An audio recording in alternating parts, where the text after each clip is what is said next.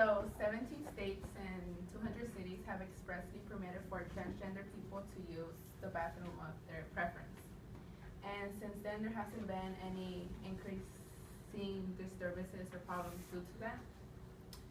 So public neutral gender restrooms is totally unnecessary. So we're gonna start seeing more of these restrooms, and if you haven't already. And well, my sister goes to Santee Education Complex, and they just recently opened this restroom that caused a lot of commotion and disruption at the school.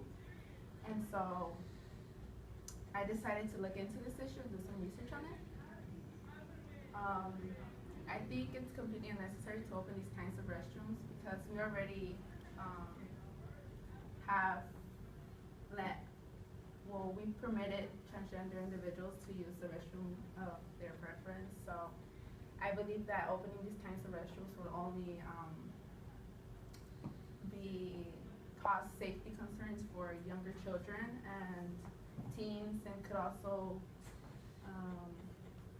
kind of bug transgender individuals if they feel like they have to use these kinds of restrooms. So, yeah. So if kids were to use these kinds of restrooms, I feel like they'd be an easier target by pedophiles and like child molesters. And according to the iHeart website, it's 20 times more likely you are empowering a rapist than a transgender to use these kinds of restrooms. And so, yeah, so since we're opening these kinds of restrooms, it's basically for these people who don't identify with either going into the women's or men's restroom. So they kind of feel like they're forced to use these kinds of restrooms.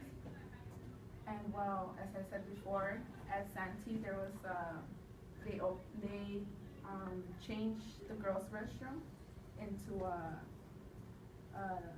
they took off the sign, the girls' restroom, and they put neutral gender bathroom.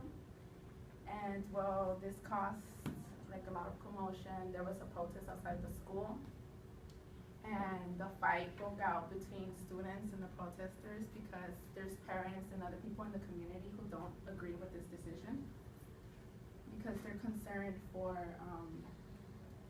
what this kind of restroom might lead to. There's like in the Los Angeles Times, there was a student who told the reporter that he felt that his peers might use this restroom to make babies.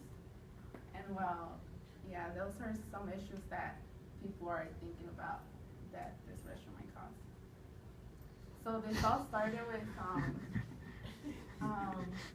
transgender people being strictly allowed to use the restroom that is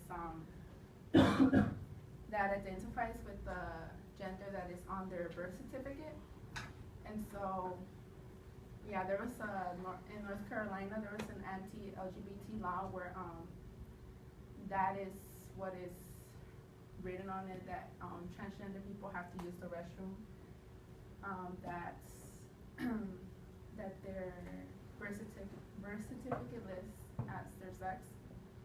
And so, yeah, this is what mostly led to people starting to create these kinds of restrooms.